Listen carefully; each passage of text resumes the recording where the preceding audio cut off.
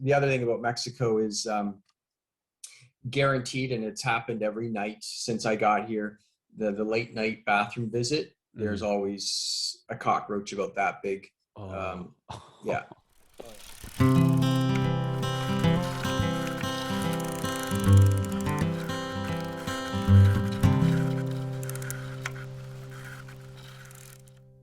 All right, hey guys, this is Brandon McCaskill. Welcome to the Safari Arie Road Show. We have Ari Hoogerbrug with us.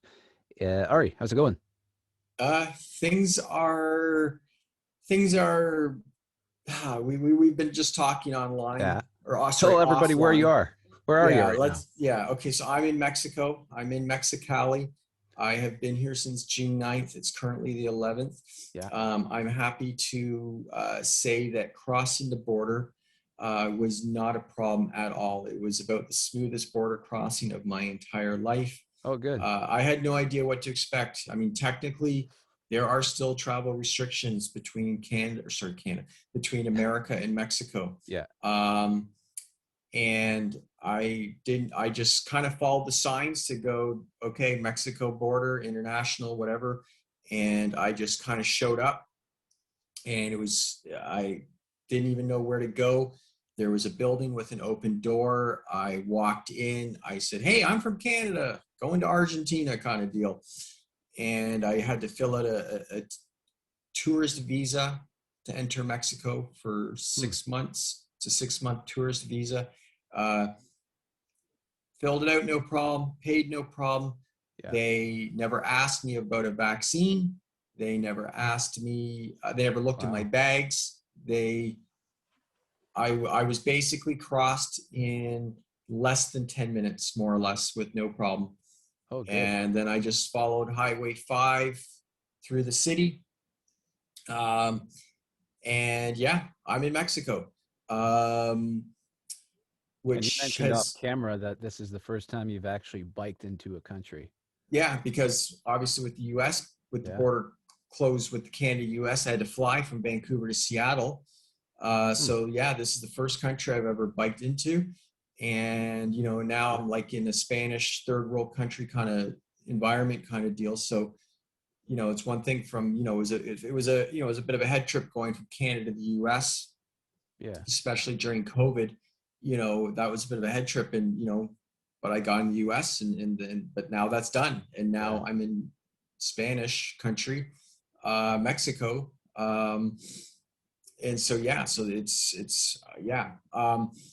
Now I'm at an Airbnb right now.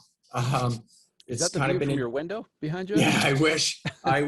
No, the view you're getting is actually the nicest view of the entire place. I mean, it's not bad, but I mean, I was expecting a little bit better, but for Mexico, this is kind of standard. But I show up, I open the door. Actually, I can probably just sort of scan around. But the light on the ceiling is probably going to screw things up. But there's my bed, and actually, so I checked, like, I found, like, right away, I found ants crawling on my bed, which is very Mexican. And then there's usually, now the ants are gone from my bed. I was able to shake them off, and they've never returned. But usually there's my kitchen counter. It's this empty apartment, and usually there's ants. So you won't see them on the screen, but it's like usually there's ant. There's another ant. Yeah, there's ants on my kitchen counter. If I go in the bathroom, it's full of ants. And the other thing about Mexico is guaranteed, and it's happened every night since I got here. The late night bathroom visit, there's always a cockroach about that big. Yeah. Oh yeah, that's just so Mexican. Well, I shouldn't say Mexican in that sense. It might sound, but it's very Central American third world country kind of deal. There's always going to be, in the middle of the night, no matter where you go, you're going to find a cockroach about that big. Wow. It's just, yeah, that's no, thanks. Yeah, welcome to my world. But anyways, Mexico has, it's been great. But it's actually also been very, like, I don't know, the word is stressful or anxiety building. Yeah. Like I came in and I had problems with Wi-Fi, and because I didn't book an Airbnb until I got in because I didn't know if I was going to get turned around, Yeah. kind of deal. And so, so trying to get my Wi-Fi went, and then I tried to switch my SIM card, and that wouldn't work. And I go to a Walmart and, thinking, okay, some sense of familiarity or whatever, see if they, luckily the Walmarts have Wi-Fi, but I show up at a Walmart and it actually looked like a 1970s Kmart that had never been renovated. It was such a weird experience to walk into a Walmart and it looked like, honestly, it looked like a Kmart, a 1970s, 1980s Kmart that had never been renovated. Wow. And that's the thing is, it's like I'm walking down the aisles and I can't recognize anything. Like on my bike, basically all I ate was chunky soup. By the time I was coming to Mexico, I was so sick of all other food. All I was eating was chunky soup. It's like, they don't have chunky soup here. There's such a hit and miss between what they sell and what they don't. And I don't know Spanish. I don't recognize anything. I was literally walking around in circles in the Walmart going, what the, like, it's in it, it's funny. It's also a head trip, like just biking through the downtown of Mexicali on a bike as a Canadian, like looking around at everything and just having everything just kind of hit you. And it's like, I don't know the language. Yeah. I couldn't get my phone to work. It's like, I am so over my head, down here. Man, like I spent all day yesterday trying to deal with I actually finally got my phone to work, but it took all day yesterday. Like I finally had tacos last night. I didn't even eat till like last night. Finally had best meal I've had the entire year. I'm so sick and tired of chunky soup at McDonald's. Yeah. But and I'm trying to book an extra night here, just trying to get myself organized. It has been some really challenging times just trying to get myself oriented. Yeah. And the thing, because I'm trying to find like water tablets to treat my water, and I can't find them anywhere. And I have no idea what's in front of me, what's behind me. Like I've got about 200 kilometers to the next city. And they're also calling for like 115 over the next week. And it's like 110 was killing me in the US. Now I've got 115 ahead of me. And I don't know where I'm going to be getting stuff because I don't know where stuff is. And so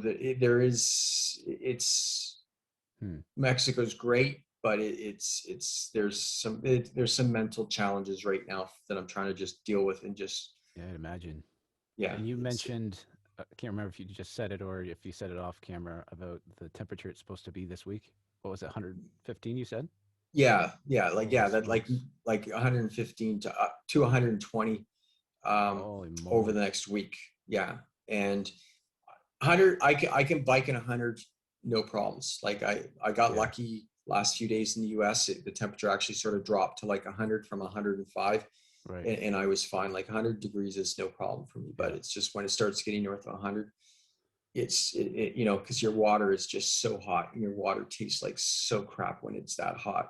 And it's like, and I don't even know where the heck to get water, general, like, you know what I mean? Like moving forward. So it's going to be, you just deal with these things, and over time things get better and more smoother. Yeah. But it's just right now everything is kind of just hitting me. Yeah. And there's an aspect. It's a combination, just being overwhelmed. There's an aspect where the last just couple of days has just been overwhelming because it's just sort of been one problem after another. And so it's just like I'm just like piles up. Yeah.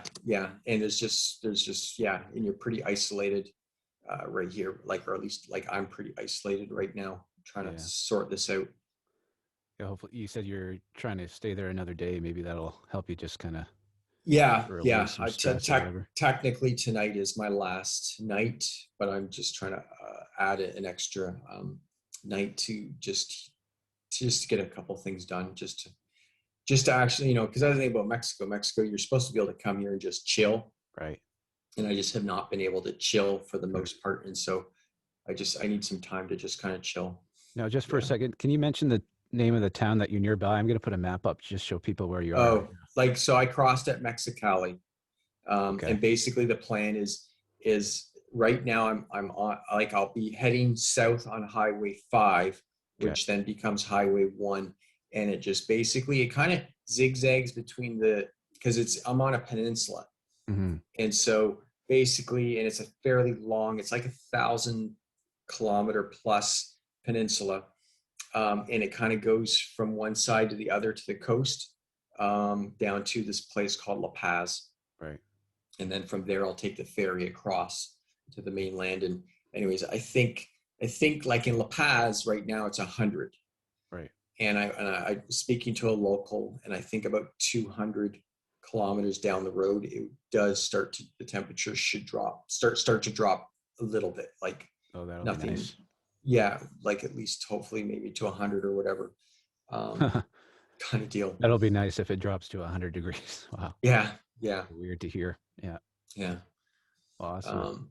And now, actually, I should have maybe just sort of quickly mentioned just off the top, I forgot, is just some stats.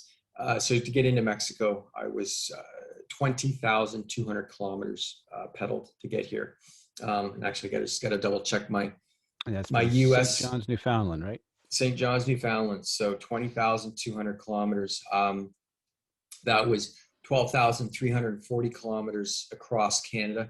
Wow. And then it was basically 7,860 kilometers in the U.S. That was from Seattle around the Washington Peninsula all the way to L.A., L.A. into Death Valley into Vegas into Utah, St. George, through all the national parks, up to Moab, and then coming down south into Utah, into Arizona, and then sort of heading east into Arizona, going back into Utah, and then going back into Arizona to go to the North Canyon of the the North Rim of the Grand Canyon, and then around to the South Rim of the Grand Canyon, and then making my way south.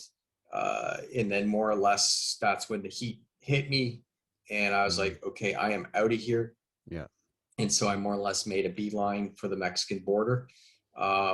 And so basically I ended up pedaling 7,860 kilometers in the U.S.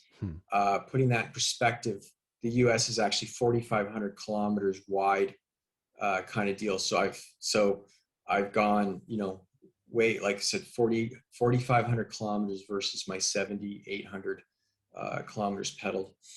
So I went way wider than Canada, or the U.S. is wide. Wow. And so,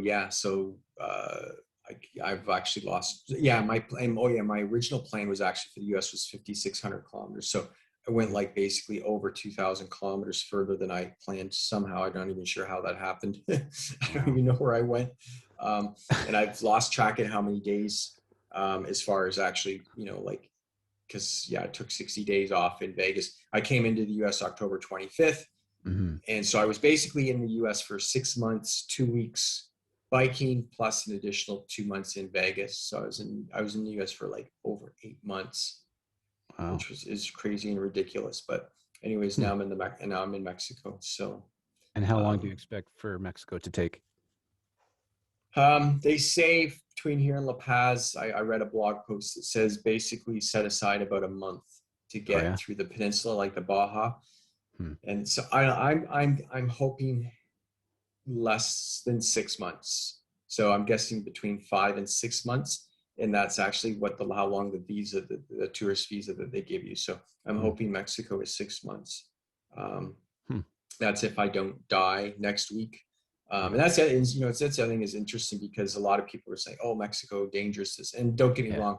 I have no doubt about it that, I just have to take a wrong turn somewhere and I could get into trouble. But it's like, I was, because I was like, you hear about all the cartel stuff and the border stuff and all this and that. But it's like, I just biked in and like nobody even blinked. Nobody cares. Like you just, I walk all around here. Nobody blinks. Nobody cares. Like, you know what I mean? Nobody cares. Not a single Mexican knows I'm here because they just don't care. Kind of, you know what I mean? And it's not mean they don't care, like not friendly. Like, you know, I've obviously talked to a bunch of people or whatever, but maybe you just blend in with your perfect Spanish. yeah, I don't know. I mean, no hablo else. No hablo español. I can't even say it. I don't speak Spanish. ¿Dónde I está el can't. baño? Where's the bathroom? Yeah. There you go. Yeah. It's your Spanish lesson for the day. Yes. Awesome. Well, it's been great hearing from you, Ari. Glad to hear that you made it to Mexico safely and with ease, it sounds like. So that's awesome. Piece of cake. Yeah. And thank you guys for watching. We will catch you in the next episode when we talk to Ari again. Take care. Please. And please subscribe. I always forget to say that. Please subscribe. Take care, guys. Bye. Bye.